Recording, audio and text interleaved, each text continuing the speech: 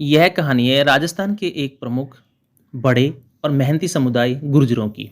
ये कहानी है उस ज़मीन की जहाँ के युवाओं ने कई दशकों तक यह महसूस किया कि उन्हें शिक्षा और सरकारी नौकरियों में पिछड़ जाने के कारण अपनी वास्तविक क्षमता दिखाने का मौका नहीं मिल रहा है। यह संघर्ष केवल आरक्षण का नहीं, बल्कि सामाजिक न्याय, बराबरी और सम्मान की लड़ाई थी।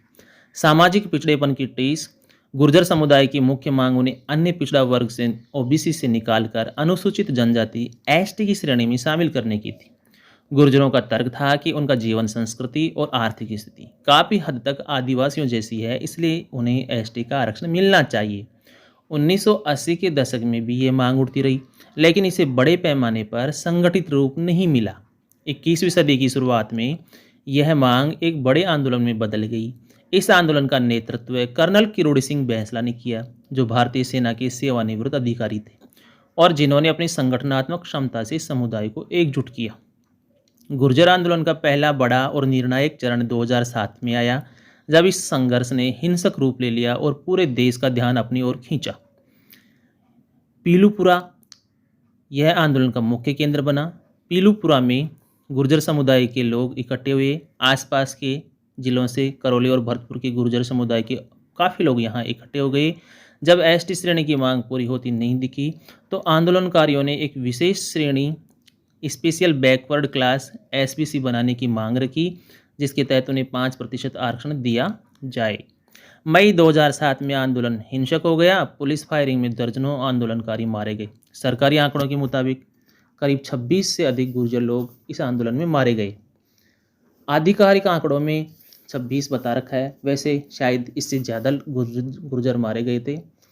इस घटना ने पूरे राजस्थान को हिलाकर रख दिया। देश का ध्यान अपनी ओर खींचा। पीलूपुरा इस बलिदान का प्रतीक बन गया। इस आंदोलन में रेल और सड़क मार्गों को जाम करना एक प्रमुख तरीका रहा। देश की प्रमुख रेलवे लाइनें जैसे दिल्ली मुंबई मार्ग को बार बार जाम किया गया, जिससे सरकार पर भारी दबाव बना। बलिदान का सिलसिला लंबा चलता है। दूसरा बड़ा संघर्ष 2008 में देखने को मिलता है। 2007 की घटना के बाद भी सरकार और गुर्जर नेताओं के बीच कोई स्थायी समझौता नहीं हो पाया। दूसरा बड़ा प्रदर्शन 2008 में होता है। फिर से आंदोलन तेज हुआ। फिर से रेलवे पटरियां जाम हुई। राजस्थान की कई सड़कों को रोका गया। रेलवे की कई पटरियों को उखाड़ा गया। कई जगह पर हिंसक झड़पें हुई। गुर्जर और राजस्थान सरकार की पुलिस आमने सामने हुई। यहाँ तक कि आर्मी को भी बुलाना पड़ा। इस चरण में भी पुलिस की कार्रवाई में दर्जनों लोग मारे गए। आधिकारिक तौर पर कहा जाता है कि लगभग 30 के आसपास गुर्जर इस आंदोलन में शहीद हो गए। बयाना, जो कि भरतपुर जिले में आता है, इस बार हिंसा का मुख्य केंद्र था। इन व्यापक बलिदानों के बाद सरकार ने गुर्जरों को एसबीसी श्रेणी में 5% आरक्षण देने का विधेयक विधानसभा में पारित किया। हालांकि यह आरक्षण कानूनी पेंच में फंस गया, क्योंकि यह 50% की सीमा को पार कर रहा था। कानूनी लड़ाई और अनवरत संघर्ष जारी रहा 2010 से लेकर 2020 तक। आरक्षण का संघर्ष सड़कों से हटकर अब अदालतों में पहुंच गया। एसबीसी श्रेणी को बार बार राजस्थान उच्च न्यायालय और सुप्रीम कोर्ट द्वारा असंवैधानिक घोषित कर दिया गया, क्योंकि यह कुल आरक्षण सीमा, जो अधिकतम 50% हो सकती है, उसका उल्लंघन करता था।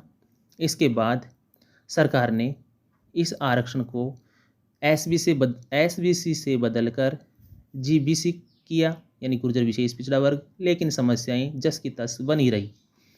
2020 का वह दौर आता है जो अंतिम चरण साबित हुआ। कर्नल बैंसला के नेतृत्व में फिर से रेल जाम की गई। अंततः संघर्ष, बलिदान और लगातार राजनीतिक दबाव के कारण सरकार ने गुर्जरों सहित 5 जातियों को अति पिछड़ा वर्ग एमबीसी श्रेणी में 5% आरक्षण देने का स्थायी समाधान निकाल लिया। यह समाधान कानूनी रूप से स्थिर रहा। चलो देखते हैं निष्कर्ष के रूप में इस आंदोलन का क्या प्रभाव रहा। गुर्जर आरक्षण आंदोलन भारतीय लोकतंत्र में आंदोलन की शक्ति का एक महत्वपूर्ण अध्याय है। यह भारत के सबसे लंबे और सबसे अधिक बलिदान वाले आरक्षण आंदोलनों में से एक है। इस आंदोलन ने दिखाया कि एक समुदाय अपनी पहचान और न्याय के लिए किस हद तक संगठित हो सकता है। आज राजस्थान में एमबीसी के तहत 5% आरक्षण मिलने से गुर्जर समुदाय के युवाओं को शिक्षा और सरकारी नौकरियों में न्यायपूर्ण अवसर मिल रहे हैं। यह संघर्ष उन सभी वीरों को श्रद्धांजलि है, जिन्होंने अपने समुदाय के भविष्य के लिए अपना बलिदान दिया। न्याय की ये लड़ाई हमेशा याद रखी जाएगी। दोस्तों, गुर्जर आरक्षण की यह कहानी आपको कैसी लगी? यदि आपको ये कहानी अच्छी लगी तो एक लाइक अवश्य करें। आप इस चैनल पर पहली बार विजिट कर रहे हैं तो चैनल सब्सक्राइब करना न भूलें, बेल आइकन हिट करें और अपने मित्रों को भी यह वीडियो शेयर करें। मिलते हैं किसी ऐसे ही ज्ञानवर्धक वीडियो के साथ, तब तक के लिए जय हिंद, जय भारत।